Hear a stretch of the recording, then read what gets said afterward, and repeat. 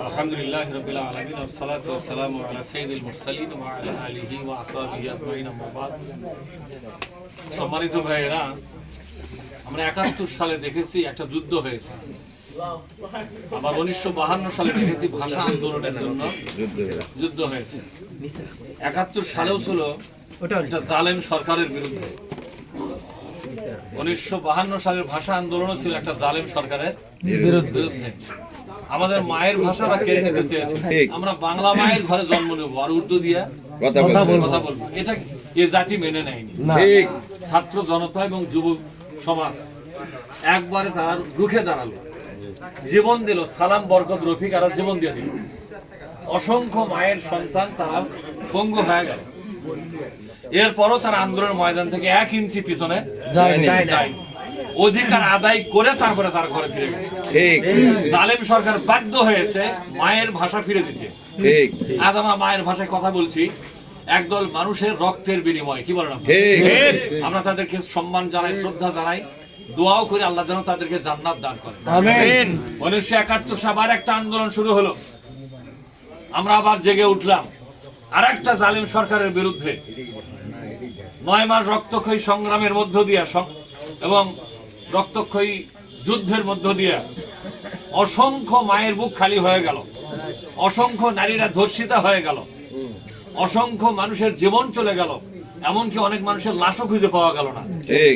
এই অবস্থায় একটা দেশ মুক্ত হলো জালেম সরকারের কাছ থেকে। নতুন একটা নাম হলো বিশ্বের মানচিত্রে, তার নাম কি? বাংলাদেশ। আমরা যে আশায় আমরা স্বাধীন করেছিলাম যে আমরা এখানে সকল মানুষ তার নাগরিক অধিকার ফিরে পাবো, যার যার যোগ্যতা অনুযায়ী আমরা আমাদের ন্যায্য অধিকারগুলো ফিরে পাবো, কিন্তু কালের আবর্তনে দেখতে পেলাম আবারও সেই নির্যাতনের মুখে পড়েছি আমরা। ৫৪ বছর বাংলাদেশ স্বাধীন হয়েছে, ৭১ সাল থেকে পর্যন্ত। এই ৫৪ বছরে বারবার সরকার পরিবর্তন হয়েছে, দল পরিবর্তন হয়েছে, কিন্তু দেখা গেল যে দল ক্ষমতায় যায় বিজয়টা সেই দলের নেতা এবং কর্মীদের হয়, এদেশের জনগণের কোনো বিজয় হয় না। বারবার সরকার পরিবর্তন হয়েছে, ভাগ্যের বদল হয়েছে সেই দলের এবং দলের কর্মীদের।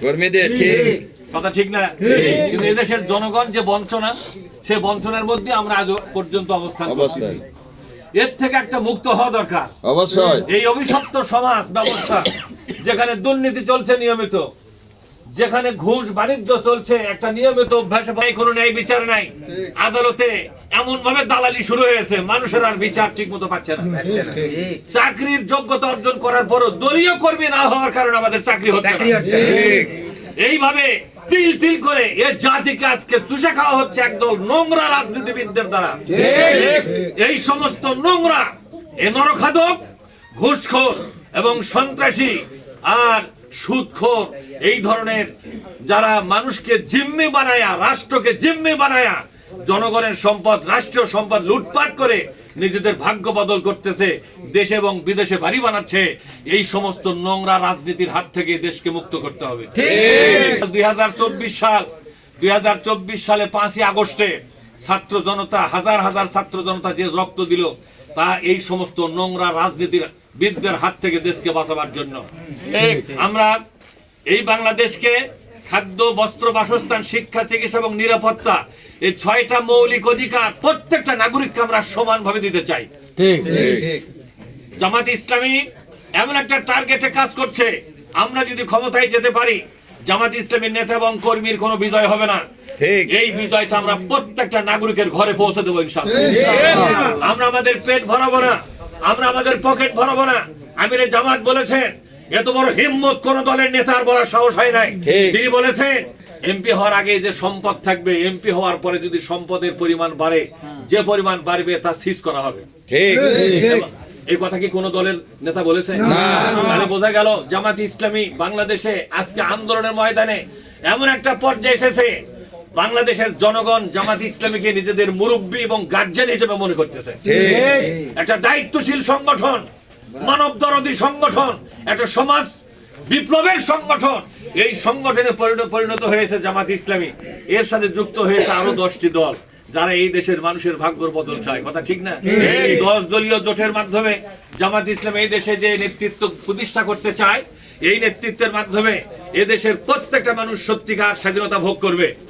সুতরাং একটি মানবিক বাংলাদেশ, একটি ইনসাফের বাংলাদেশ এবং এদেশের প্রত্যেকটা মানুষের ঘরে ঘরে সত্যিকার স্বাধীনতা পৌঁছে দেওয়ার জন্য একটা যোগ্য নেতৃত্ব দরকার, একটা আদর্শ নেতৃত্ব দরকার। যে নেতা যে এমপি হওয়ার পরে মনে করে দেশের জনগণের একটি টাকা, সরকারের সম্পদের একটি টাকা আমি যদি গ্রহণ করি, কিয়ামতের ময়দানে আল্লাহর দরবারে টাকা আবার ফেরত দেওয়া লাগবে। এই মানসিকতা নিয়ে জামাত ইসলামী তার নেতৃত্বকে তৈরি করেছে। বারবার প্রমাণ হয়েছে, এদেশে বারবার জামাত ইসলামী এমপি হয়েছে, মন্ত্রী হয়েছে। দেশি এবং বিদেশি কোন গোয়েন্দা সংস্থা আজও পর্যন্ত 10 টাকার দুর্নীতি খুঁজে পায় নাই তারা। সুতরাং বাংলাদেশকে আমরা চ্যালেঞ্জ করতে পারি, বাংলাদেশে শুধুমাত্র একমাত্র জামাত ইসলামী যে নেতৃত্ব তৈরি করেছে এটা আল্লাহ ভীরু এবং সৎ এবং যোগ্য, এবং তারা রাষ্ট্র চালাবার জন্য যতটুকু যোগ্যতা দরকার সে যোগ্যতা অর্জন করেছে। আপনারা কি আওয়াজ পাচ্ছেন? সমস্ত ইউনিভার্সিটি গুলো বিজয় অর্জন করেছে জামাত ইসলামী ছাত্র শিবির। ঢাকার বুকে আমাদেরকে আক্রমণ করা হয়েছে মহিলা সংগঠনে, আমাদেরকে আক্রমণ করা হচ্ছে। কেন করা হচ্ছে জানেন? ওরা বুঝতে পেরেছে ওদের জায়গাগুলো হাতছাড়া হয়ে যাচ্ছে। ওরা যে জায়গাগুলো আশা করেছিল সেই জায়গাগুলো হাতছাড়া হয়ে যাচ্ছে। সমস্ত জায়গাগুলো এই দেশপ্রেমিক জামাত ইসলামের হাতে চলে যাওয়ার সম্ভাবনা জেগে উঠেছে।